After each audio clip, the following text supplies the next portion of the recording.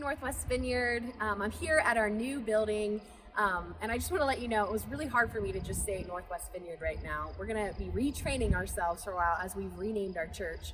Some of you might be wondering, why did we rename our church from Westminster to Northwest? Well, partly because our building is technically a Broomfield address, and we wanted to be able to speak to this kind of whole part of the city, this whole northwest side of the city, and say that that's really what we're here for. When we originally planted the Westminster Vineyard, really prior to planting, I actually have old documents I was looking through the other day where we were calling this the Northwest Hub before we actually officially launched. And part of that was because the Lord had really given me a vision of a series of churches being planted in Westminster, Broomfield, Thornton, all the way down to Boulder, and just all these little vineyard churches that were gonna be expressions of the kingdom of God. And so in my heart, I've always sort of thought eventually we'll just have a lot of neighborhood churches up here. And so as we moved buildings, it just made sense to have a more sort of generic name that revealed our heart for this part of the city. And my hope and dream would be, as we plant more neighborhood churches, that we go back to more specific neighborhoods. And we will once again have a Westminster church, and a Broomfield church, and a Thornton church, and many, many others that will go back to those specific neighborhoods. But for the time being, we are the Northwest Vineyard. And just give us grace, because this sign says Northwest, but the signs out by the street still say Westminster. And I think our new website says Northwest, but our Facebook page says Westminster. And we're gonna just have that for a little bit, as our whole team is really strapped right now, getting all of our churches back and running. So give us grace, we will slowly change it. It's okay if you call it Westminster. I personally am gonna call it In Westy to help me a little bit in the transition, but there's grace for all of those things. And today, the reason I'm here today is because we are gonna start services again. We're gonna start them this coming weekend. Last weekend, Arvada and Lakewood went ahead and started. As you know, the governor's given permission for us to start meeting again, and there's a lot of health guidelines that are involved in that. And so I wanted to create a video where I just kind of talk a little bit about our heart with this, but also take you through the building to see what kind of experience that you're gonna have. So at first, I would like to say that some of you may be in an at-risk category where you're not able to come back to church, and we are going to miss you, and we're going to continue to offer online streaming of the Arvada Vineyard. And so we would encourage you to keep connecting that way, keep connecting through Zoom and via phone, and let us know if there's any needs that you might have that we can come and respond to you. We're gonna miss you. There's another group of you that may not be at risk, but you just aren't sure where you're at with all of this yet. You're not sure if you're ready to meet in person. You're still weighing what you're deciding right now as an individual or as a family, and we completely respect that. And again, are gonna continue to offer ways to connect online. By no means are we trying to rush into this and make people do something that they feel uncomfortable in doing. We also have a lot of you that are ready to meet, that are anxious for that maybe your soul or your sort of mental health really just needs to be able to be in the presence of other people as we worship.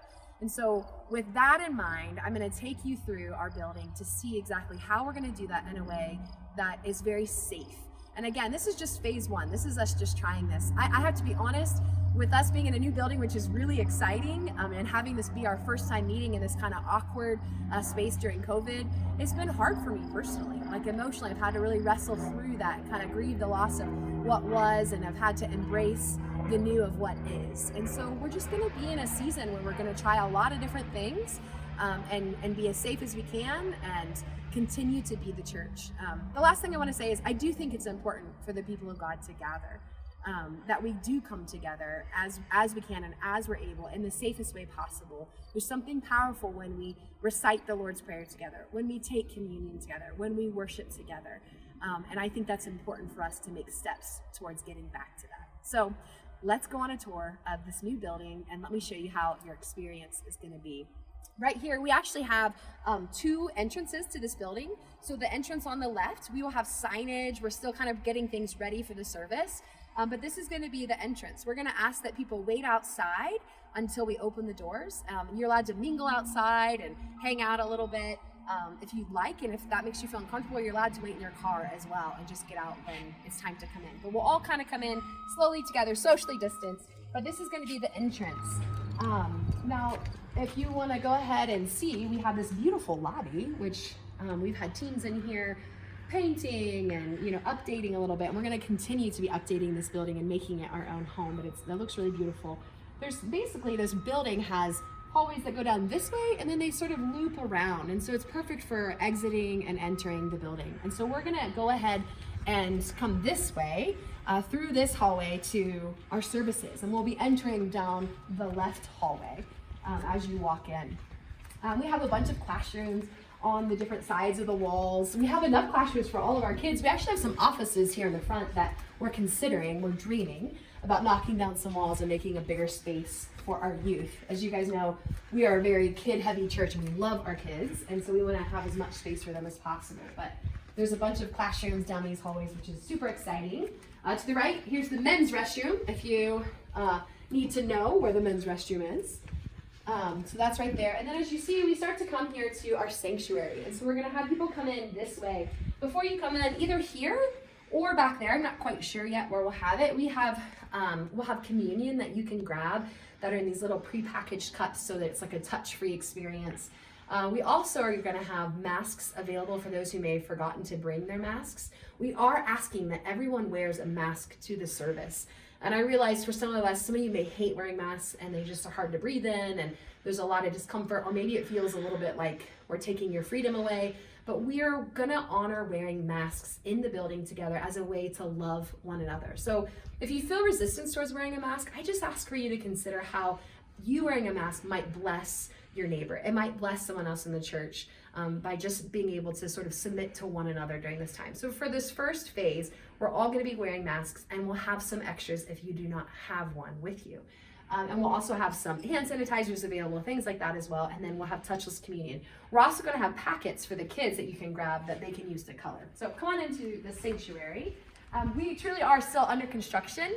Our AV and worship teams have been coming in as they have free time to install lights and things, so you can see some of this is being worked on still.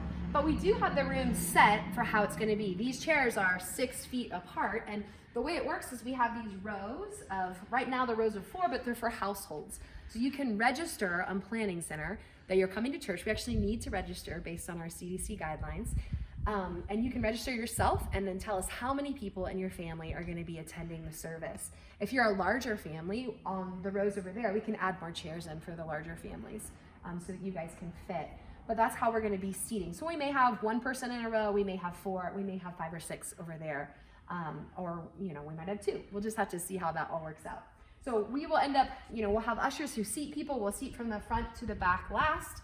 And then as we dismiss, at the end of the service, we'll sort of be like when you go to a wedding or something and you get dismissed, we'll have our back rows leave first and our front rows leave last. Before I show you that, I want to offer one more thought. We are going to continue to have prayer ministry on Sundays, but we're going to do that in a socially distanced way. So come this way. We have a door to the sanctuary that goes outside that we'll leave propped during the service, just so you can have fresh air flowing in the building, but it's also going to be where we go to pray. And so we'll have some signage up here. We'll have some prayer ministry team ready. We'll throw out some shaded areas back here. And at the end of the service, if you would like to receive prayer, you can go outside in open air to get out of the building and have people pray for you at a distance. They're not going to be touching you. They can extend their hand. But being the Vineyard, we have to value and prioritize a space to be able to be prayed for. And so for some of you, that might just be the very reason to come back to church, is just to have a person pray for you in person. But we're going to be offering that. If for some reason the weather's bad, we'll find a way to do that in some of our kids' classrooms, since we won't be using those during this time. Go ahead and come this way with me. We're going to be exiting. Again, we'll exit from the back and go to the front last. And one other thing with our kiddos, we have a video that you're going to be able to see from Steph, our kids men coordinator. But we love our kids, and I realize having church with kids in the service can be difficult. For some of you as parents, you may be wondering, oh my gosh, how will I get my kid to sit still? We just want you to know it's just okay if it's a little messy. It's okay if they're loud. I'm a loud talker, and I have kids, so I can talk over them. This is the exit. This is where we're going to be exiting, and then exiting directly out this door. I have kids myself. We'll work through that. The services themselves will be short, so they'll only be 45 minutes. So a lot of that's gonna be standing and worshiping, and there's not gonna be a ton of time to be sitting down together. And we'll have little activities for the kids as well. And again, that just isn't for you. If it's easier to have one spouse come with maybe one of your older kids, or you guys alternate weeks, I get that. This is just one of those times we have to be gracious with each other. And we will continue to reconsider what it looks like to provide children's ministry as we watch camps and other churches do that. But until then, we're going to be meeting together, and I think it'll be good for us to be together. I think that's it. That gives you a little bit of an idea of how you can have a touchless experience when you come to church. We're going to limit one person at a time in the bathrooms. We'd encourage you just to not use the bathroom here if you don't have to, but we'll be disinfecting them as people go in. We also are going to be spraying down all the chairs with disinfectant between services as well. So we're doing everything we can to be as safe as possible. And guys, I think this is going to be great. I just went to Arvada last week, and I'll admit, it's just a different feeling. It's slightly awkward, but I still felt myself getting teared up as I just felt the Holy Spirit as we worship together, and we're just sort of being together as a people of God. There's something powerful about that. And so we're going to do the best that we can to make this as safe as possible for everyone. I'll see you guys next week.